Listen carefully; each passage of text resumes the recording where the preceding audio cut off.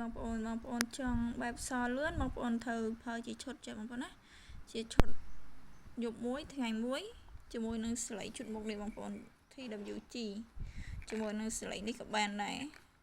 ជាមួយនឹងស្លៃហ្នឹងគឺយើងជូតអស់ហើយបងប្អូនជូតស្លៃណាស់ហើយរបៀបប្រើយើងជូតស្លៃណាស់ហើយមក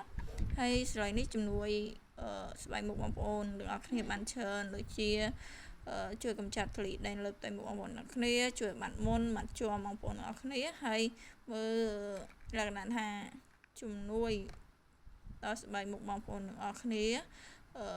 ឲ្យភ្លឺរលោងអញ្ចឹងណាបងប្អូនវាជួយដល់ផ្ទៃមុខបងប្អូនអ្នកគ្នាដែលមានលក្ខណៈថាផ្ទៃមុខស្ងួតវាពេញជូតដំណឹងទៅគឺផ្ទៃមុខយើងបែបឡើងសំណើមអញ្ចឹងបងប្អូន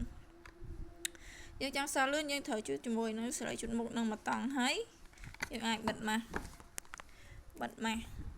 យាយរួមឲ្យតែម៉ាស់ម៉ាស់អីក៏បានដែរម៉ាស់ដកគោឬម៉ាស់អង្គបងប្អូនបិទម៉ាស់អីទៅបងប្អូនអាចយកម៉ាស់ហ្នឹងទៅហើយបិទម៉ាស់ចឹងទៅបងប្អូនណាបិទម៉ាស់ស្ទុះហើយយើងចាប់ដើមលាបជាមួយនឹងសៅឈុតនេះលាបជាមួយនឹងសៅពេលយប់ចឹងមកអាហ្នឹងគឺយើងលាបឆាប់ចូលបងប្អូនទី1គឺយើងជូតស្លៃនោះឲ្យស្អាតហើយចាំយើងបិទម៉ាស់ហើយលាបជាមួយនឹងសៅពេលយប់ហ្នឹងទៅព្រឹកឡើងយើងលុបមុខល្បីហើយយើងជូតស្លៃនឹងមកតង់ទៀតយើងជូតស្លៃនេះមកតង់ទៀ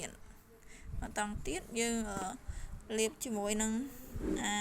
ឈុតសៅពេលថ្ងៃនេះបងប្អូនឈុតសៅពេលថ្ងៃហ្នឹងគឺឆាប់ចូលមើលទៅគឺចូលលឿនតែម្ដងបងប្អូនណាហើយស្លៃនេះជូតគឺធានាជូនបងប្អូនអរគ្នាត្រូវការអាចកំងបានបងប្អូនអរគុណ